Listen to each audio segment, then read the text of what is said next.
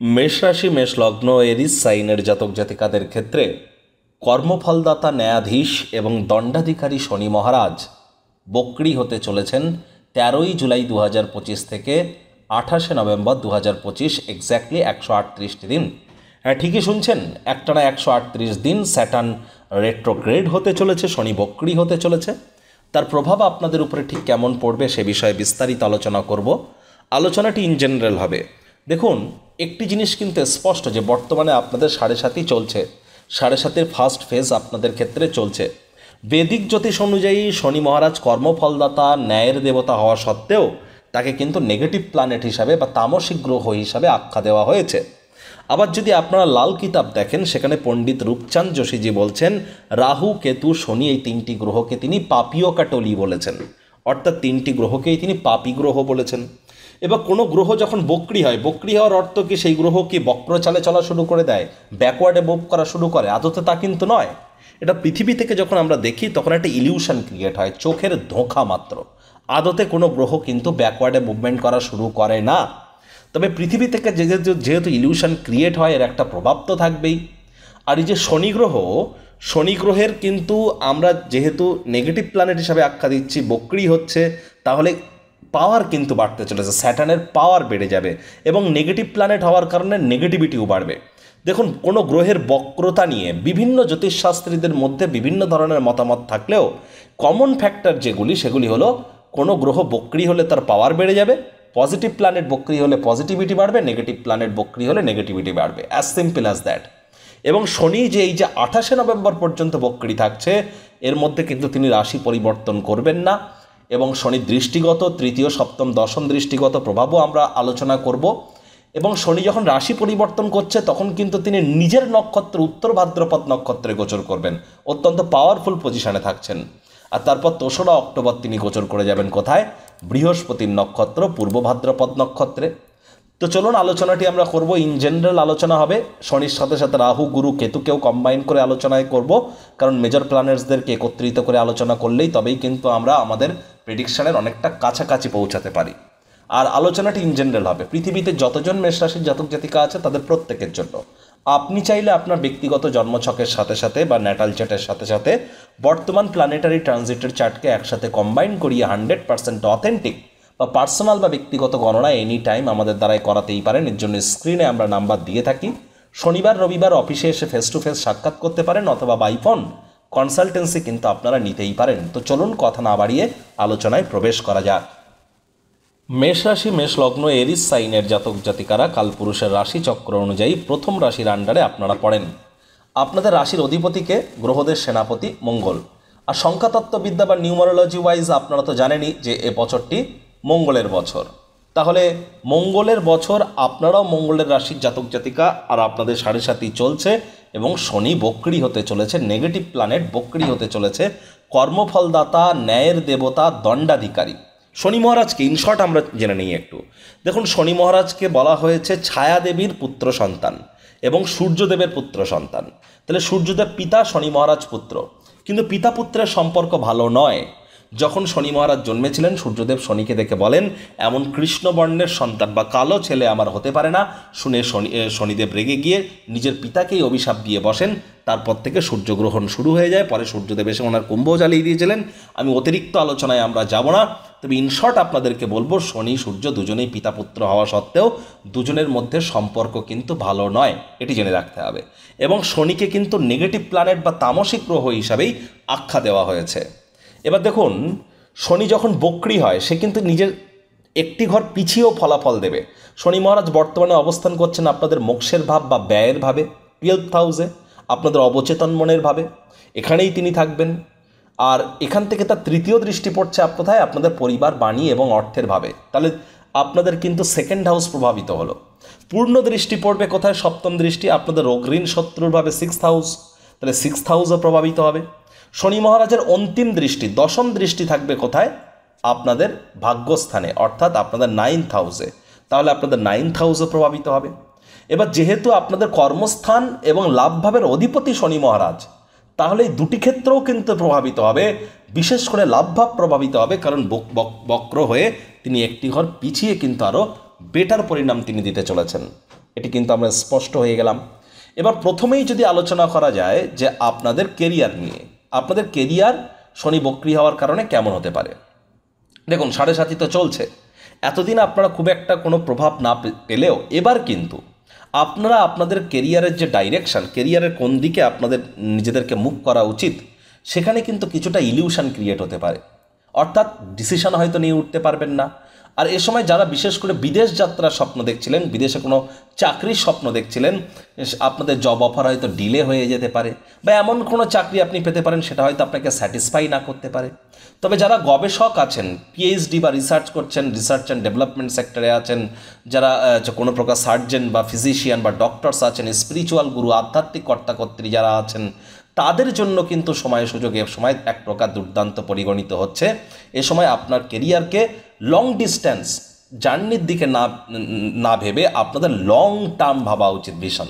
অর্থাৎ long term distance নয়, long term ভিশনের দিকে আপনাদের এগিয়ে যাওয়া উচিত। আর এ সময় কোনো প্রকার কাজের জায়গায় অহেতুক তর্ক বিতর্ক থেকে যতটা বিরত থাকবেন, বিশেষ করে যারা বিদেশে চাকরি করছেন তাদের জন্য বলবো সব থেকে বেটার হতে চলেছে। এবং এ সময় কিন্তু যেহেতু শনির তৃতীয় দৃষ্টি থাকছে আপনাদের পরিবার, বাণী, অর্থের ভাবে, শনি মহারাজ সাধারণত যে গৃহে অবস্থান করেন সেই গৃহকে মজবুতি প্রদান করেন, আর যে গৃহে তার দৃষ্টি পড়ে সেই গৃহে তিনি নেগেটিভিটি বর্ষণ করে থাকেন। দেখুন তৃতীয় দৃষ্টি যেহেতু পরিবার, বাণী এবং অর্থের ভাবে পড়ছে, তাহলে পরিবার, বাণী এবং অর্থ এই তিনটি ক্ষেত্রই কিন্তু আমরা প্রভাবিত হতে দেখব। দেখুন প্রথমত এই তিনটি ক্ষেত্রের প্রভাবিত হতে দেখব মানে ইমিডিয়েট প্রভাবিত হবে না, কিন্তু তার কারণ শনি যখন বক্রী হচ্ছে তখন কিন্তু আপনাদের সেকেন্ড হাউসে যে লর্ড শুক্র স্বগৃহে অবস্থান করছে, তাহলে এর প্রভাব কিন্তু আপনারা পাওয়া শুরু করবেন অ্যাকচুয়ালি বলতে গেলে অগস্ট মাস থেকে। অগস্ট মাস থেকে আপনারা কি প্রভাব পাবেন, আপনাদের হঠাৎ করে ওষুধ বা মেডিসিনের কারণে খরচ কিন্তু বেড়ে যাবে, এবং বিদেশ যাত্রা, বিদেশ ভ্রমণ বা দান ধ্যান করার কারণে খরচ কিন্তু আপনাদের বাড়তে চলেছে। এ সময় আপনি কোনো লোন নিতে পারেন বা ধার দেনা করতে পারেন, বা হঠাৎ করে কোনো স্থান থেকে অর্থের আগমনও কিন্তু আপনাদের জন্য এ সময় ঘটতে পারে। এ সময় আপনার উচিত যে কোনো প্রকারের স্পেকুলেশন গেম থেকে আপনাদের দূরে থাকা, এবং অর্থনৈতিক যে সমস্ত সিদ্ধান্ত আপনি নিতে চান সেগুলি গুরুত্বপূর্ণ সিদ্ধান্ত গ্রহণ করবার আগে পরিবার, পরিজন, আত্মীয় স্বজন, বন্ধুবান্ধব, গুরুজন, বিশেষজ্ঞদের কাছ থেকে পরামর্শ নিয়েই আপনাদের কিন্তু এগিয়ে যাওয়া উচিত। এবার পরিবারের ভাবেও তো শনি মহারাজের দৃষ্টি থাকছে, যার কারণে পরিবারের সদস্যদের প্রতি আপনাদের ইমোশন কিন্তু এ সময় বেড়ে যাবে, অথবা ফিজিক্যালি ডিসকানেকশন তৈরি হয়ে যাবে, শারীরিক দূরত্বতা তৈরি হবে, অর্থাৎ তাদেরকে অতিরিক্ত সময় হয়তো আপনারা দিয়ে উঠতে পারবেন না। এ সময়ে আপনার পরিবারের যারা বয়োজ্যেষ্ঠ আছে তাদেরকে কিন্তু অতিরিক্ত কেয়ার এ সময় নিতে হবে। পরিবারে আপনার যে সমস্ত ইনলস যারা আছে তাদের সাথে, বা যারা হাউস স্টাফ যারা আছে তাদের সাথে কিন্তু অহেতুক তর্ক বিতর্ক বা ভুল বোঝাবুঝির মাত্রা কিন্তু বেড়ে যেতে পারে। কথাবার্তা বলবার আগে ভাবনা চিন্তা করে কথাবার্তা বলবেন, শব্দ চয়নের দিকে অতিরিক্ত নজর দেবেন। ডমিনেটিং নেচারের হলেই কিন্তু ক্ষতি, সম্পর্কের অবনতি কিন্তু এ সময় ঘটেই যেতে পারে। তাহলে এই বিষয়ে আপনাদেরকে অতিরিক্ত সাবধান থাকার পরামর্শ কিন্তু আমরা প্রদান করছি। পরিবার, বাণী এবং অর্থ তিনটি ক্ষেত্রেই, মানি ম্যানেজমেন্ট, মানি সেভিং সম্পর্কেও আপনাদেরকে এ সময় কিন্তু জ্ঞান বৃদ্ধি করতে হবে। শনি মহারাজের পূর্ণ দৃষ্টি থাকবে কোথায়, আপনাদের 6th হাউস, রোগ, ঋণ, শত্রুর ভাবে। তাহলে হেলথ ওয়াইজ বলতে গেলে এ সময় কিন্তু একটু ঘুমের সমস্যা, মানসিক দুশ্চিন্তা, আলসেমি ভাব কাজ করা, এগুলি কিন্তু পুনরায় দেখা দিতে পারে। এ সময় কোনো কাজে ফোকাস করতে গিয়ে সমস্যা দেখা দিতে পারে। আর এ সময় আপনার মন এবং মস্তিষ্ক এই দুইয়ের মধ্যে ব্যালেন্স করে ওঠাটা কিন্তু একটু চাপের ব্যাপার হতে চলেছে। বিশেষ করে আপনার পা বা চোখের কিন্তু খুব যত্ন নিতে হবে, পায়ের যত্ন এবং চোখের যত্ন এ সময় আপনাদেরকে খুবই নিতে হবে। নির্দিষ্ট একটি রুটিন মেনে চললে কিন্তু এ সময় আপনারা অত্যন্ত লাভান্বিত হবেন। স্পষ্ট আকারে আপনাদেরকে বলছি, ছোটোখাটো রোগশোক দেখা দিলেও ইমিডিয়েট চিকিৎসকের পরামর্শ নেবেন। নিজে থেকে যেন মেডিসিন কিনে খেতে যাবেন না, মেডিসিনের উপরে নির্ভরশীলতা কিন্তু আপনাদের বেড়ে যেতে পারে। স্টক মার্কেট, শেয়ার মার্কেট থেকে একটু দূরত্বতা বজায় রাখাটাই কিন্তু আপনাদের ক্ষেত্রে বেটার পরিগণিত হতে চলেছে। বিশেষ করে 18th of জুলাই থেকে শুরু করে আপনাদের 11th of অগস্ট পর্যন্ত শেয়ার মার্কেট থেকে অবশ্যই দূরত্বতা বজায় রেখে চলুন। শনি মহারাজের কিন্তু অন্তিম দৃষ্টি থাকবে কোথায়, আপনাদের ভাগ্যস্থানে। তাহলে আপনাদের ভাগ্যও তো প্রভাবিত হতে চলেছে, এ বিষয়ে কোনো সন্দেহ নেই। এবং আপনাদের ভাগ্যস্থানের অধিপতিকে বৃহস্পতি, এখানে একটি পজিটিভ জিনিস আছে। দেখুন বৃহস্পতির কিন্তু পূর্ণ দৃষ্টি ভাগ্যস্থানে থাকছে, তাহলে শনি মহারাজের দৃষ্টি থাকছে দশম দৃষ্টি, কিন্তু বৃহস্পতিরও যেহেতু পূর্ণ দৃষ্টি আপনাদের ভাগ্যস্থানে থাকছে, ভাগ্যপতি নিজের ভাগ্যকে পূর্ণ দৃষ্টি দিয়ে দেখছে, তাহলে অবশ্যই ভাগ্যের সঙ্গ আপনারা পেয়ে যাবেন, এটা তো সঠিক। তবে হার্ডওয়ার্কের কোনো বিকল্প আপনাদের এ সময় নেই। যাদের ডেট অফ বার্থের মধ্যে নাম্বার 5 মিসিং আছে, নাম্বার 5 মিসিং আছে, তাহলে বুঝতে হবে আপনাদের লাইফে ব্যালেন্স মিসিং আছে। এই ব্যালেন্সকে প্রাপ্তি করবার জন্য ইমিডিয়েট জ্যোতিষতাত্ত্বিক বা নিউমারোলজিস্টদের কাছে আপনারা কিন্তু পরামর্শ এ সময় অবশ্যই নিতে পারেন। শিক্ষার্থী বিদ্যার্থীদের ক্ষেত্রে বলবো, এ সময় আপনাদের অবশ্যই পড়াশোনায় মনোযোগ কিন্তু বৃদ্ধি করতে হবে। ফোকাসের কিছু ঘাটতি কিন্তু এ সময় আপনাদের হতেই পারে। এ সময় আধ্যাত্মিক এবং দার্শনিক ক্রিয়াকলাপের দিকে আপনাদের কিন্তু আকর্ষণ একটু হলেও বেড়ে যাবে এবং লং টার্মভাবে কিন্তু বাড়তে চলেছে, এ বিষয়ে কোনো সন্দেহের অবকাশ কিন্তু নেই। আর এখানে আপনাদের একটি জিনিস কিন্তু খেয়াল রাখতে হবে, পিতার শরীর স্বাস্থ্যের দিকে অতিরিক্ত নজর আপনাদেরকে প্রদান করে চলতে হবে। লাভের মাত্রা আপনাদের বাড়তে চলেছে, আর্থিক মুনাফার মাত্রা আপনাদের বাড়তে চলেছে, মনের বিভিন্ন স্বপ্ন কল্পনাও আপনাদের বাস্তবে রূপ নেবে, এ বিষয়ে কোনো সন্দেহের অবকাশ নেই। তবে কাজের জায়গায় হার্ডওয়ার্ক, কঠোর কায়িক পরিশ্রমের কোনো বিকল্প কিন্তু থাকছে না। শর্টকাট অবলম্বন করে আপনারা কিন্তু খুব বেশি দূর এগিয়ে যেতে পারবেন না। তাহলে কঠোর কায়িক পরিশ্রম করুন। আমি বারবার বলি, a man without a name is like a ship without a radar.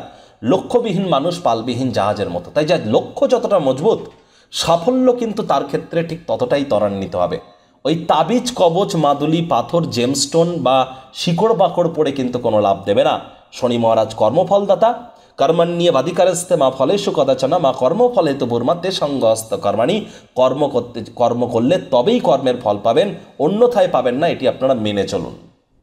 প্রতিকার স্বরূপ আলোচনা করতে গিয়ে আপনাদেরকে বলবো, স্ক্রিনে আপনারা দেখতে পাচ্ছেন শনি মহারাজের প্রণাম মন্ত্র। ওম নীলাঞ্জন চয় প্রক্ষং রবি সুতং মহাগ্রহম ছায়া গর্ভ সম্ভুতং তং নমামি শনিশ্চরম। এটি আপনারা প্রত্যেক দিন 108 বার করে জপ করুন না, অত্যন্ত উপকৃত হবেন। যদি এটি না করতে পারেন, শনি মহারাজের প্রণাম মন্ত্র, শনি মহারাজের বীজ মন্ত্র, গায়ত্রী মন্ত্র আপনারা জপ করতে পারেন। একে একে 3টি মন্ত্রই আমরা এখানে দিয়ে রাখছি পরপর, যে কোনো একটি জপ করুন না, যেটি ভালো বোঝেন। 108 বার করে করুন, অত্যন্ত উপকৃত হবেন। আর যেহেতু 7.5 চলছে, ধর্মপ্রাণ হন, কর্মনিষ্ঠ হন, মাতৃভক্ত হন, বাসি খাদ্য খাবার খাবেন না, আশপাশ পরিষ্কার পরিচ্ছন্ন রাখুন, নিজেও পরিষ্কার পরিচ্ছন্ন থাকুন, সব কিছু প্ল্যানিং মাফিক, রুটিন মাফিক করুন, হাইজিন মেনটেন করে চলুন। পরসমালোচনা, পরচর্চা, পরনিন্দা, রাগ, বিদ্বেষ, হিংসা, ঘৃণা, অহংকার, ইগো থেকে আপনাদেরকে বিরত থাকতে হবে, এ বিষয়ে সচেতন থাকুন। আর গুগলে গিয়ে সার্চ করুন নিউমারোলজি ক্যালকুলেটর লিখে, নিউমারোলজি ক্যালকুলেটর। যে কোনো একটু ওয়েবসাইট খুলে আপনার ফুল নেমকে ক্যালকুলেট করে দেখুন, যদি 4, 7 বা 8 আসে, ইমিডিয়েট জ্যোতিষতাত্ত্বিক পরামর্শ আপনারা নিন। অথবা যাদের ড্রাইভার নাম্বার 4, 7, 8 তাদেরও ইমিডিয়েট জ্যোতিষতাত্ত্বিক পরামর্শ কিন্তু গ্রহণ করতে হবে। আর ওই কোনো তাবিজ, কবচ, মাদুলি বা পাথর, ওই নীলা, পীতাম্বরী নীলা এসব পরে কিন্তু কোনো কাজ দেবে না। কর্মফলদাতা শনি মহারাজকে সন্তুষ্ট করতে গেলে সঠিক স্থানে, সঠিক পদ্ধতিতে, সঠিক ব্যক্তির সামনে, সঠিক কারণ হেতু সঠিক কর্ম করেই কিন্তু সফলতা প্রাপ্তি করা সম্ভব। 7.5 চলাকালীনও, শনি বক্রী থাকাকালীনও রাজা বা রানী হওয়া সম্ভব। এর জন্য এনি টাইম আমাদের সাথে কিন্তু আপনারা যোগাযোগ করতেই পারেন। তো বন্ধুরা, আলোচনাটি আপনাদের ঠিক কেমন লাগলো, আপনাদের সুচিন্তিত মতামত আশা করি আপনারা নিচের কমেন্ট বক্সে লিখে জানাবেন। ভিডিওটি ভালো লাগলে একটি লাইক করতে ভুলবেন না, এই আশা রেখে আমি আমার বাণীকে এখানেই বিরাম প্রদান করছি।